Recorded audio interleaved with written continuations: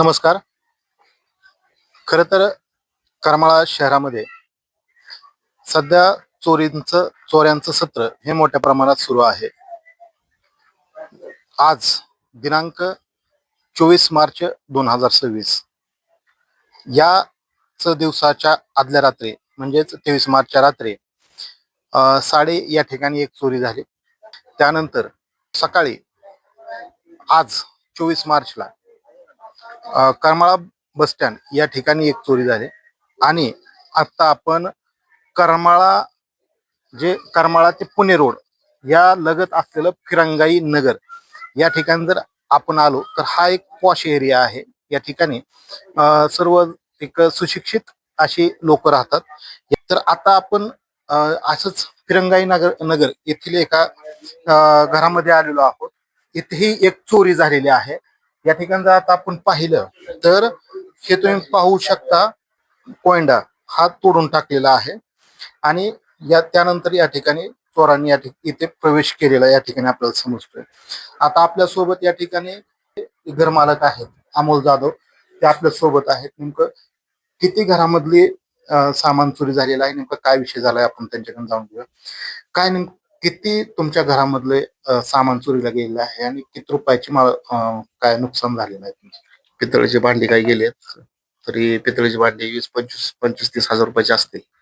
आणि बस्ता थोडा थोडा करून असं बांधलेला होता. तो बस्ता 50-1,000 रुपयापर्यंत बस्ता होता. आणि एक टीव्ही म्हणजे तुमच्या मुलाच्या लग्नासाठी आणि एक LED टीव्ही ती गेली. म्हणजे असं 1,00,000 रुपयापर्यंतच नुकसान झालं. चोरी झाली म्हणायचं. तरी साधारणतः हे चोरी झालेली तुमच्या निदर्शनास कधी आली? कधी आली? आज माझ्या मुलीची डिलिव्हरी झाली. त्याच्यात जावई आज आमचे भेटायला आले मुलीला.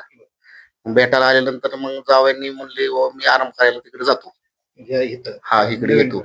ते म्हणले चावी द्या. मग चावी दिली तर ती इथं आल्यानंतर त्यांनी मला फोन केला की इथं ऑलरेडी अगोदरच कुलूप तुटलेला आहे, तुम्ही पटकन या. मग आम्ही इथं आल्यानंतर आम्हाला माहित झालं. या ठिकाणी जर आता आपण पाहिलं तर हे सर्व पॉश एरिया आहे तिथं.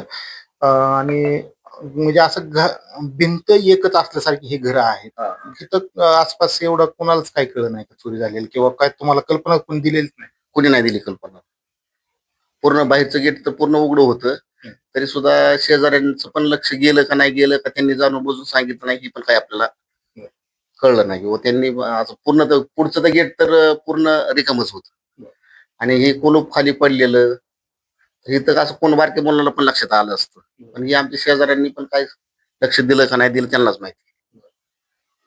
आता सध्या करमाळ पोलीस स्टेशनच्या या ठिकाणी अधिकारी आले होते, पोलीस आले होते. त्यांनी काय नेमकं या ठिकाणी पाहणी केली की आपण काय सांगितलं?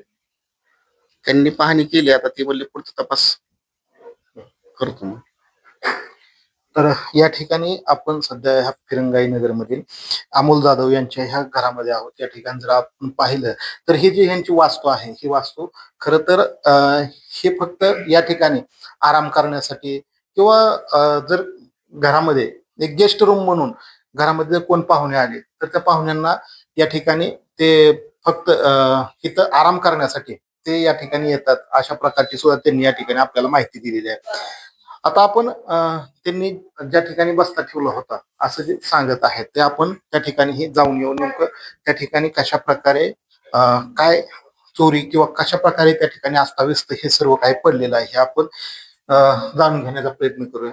त्या जाधव यांचा जो मुलगा आहे त्याच्या लग्नाचा बस्ता जो या ठिकाणी आणून ठेवला होता ह्या रूम मध्ये, तो या ठिकाणचा चोरी झाल्याचं सुद्धा जाधव यांनी सांगितलेलं आहे. त्यामुळं खरं तर आता जे निर्धावलेले हे जे सर्व चोर आहेत, हे चोरांना लवकरात लवकर पकडणं सुद्धा आता गरजेचं बनलेलं आहे. त्यामुळं जे सध्या चोर मोठ्या प्रमाणात त्यांचा सुळसुळाट उठल्याचं या ठिकाणी आपल्याला दिसून येतोय, त्यांना वेळीच लगाम घालणं सुद्धा या ठिकाणी आता आवश्यक बनलेलं आहे. कारण की जे घराला घर चिटकून आहेत आणि जी दाट लोकवस्ती आहे त्या ठिकाणी सुद्धा जर ह्या चोऱ्या होत असतील तर या ठिकाणी खरंच कुठंतरी आता त्या चोरांचा बंदोबस्त करणं एक काळाची गरज बनलेली आहे. तरी ह्या सर्वच घटनांवर पायबंद घालण्यात पोलीस प्रशासन कितपत यशस्वी होत आहे हे पाहणं सुद्धा तितकंच गरजेचं असणार आहे. संघर्ष न्यूज सोलापूरसाठी कॅमेरामॅन प्रशांत भोसलेसह सिद्धार्थ वाघमारे करमाळा.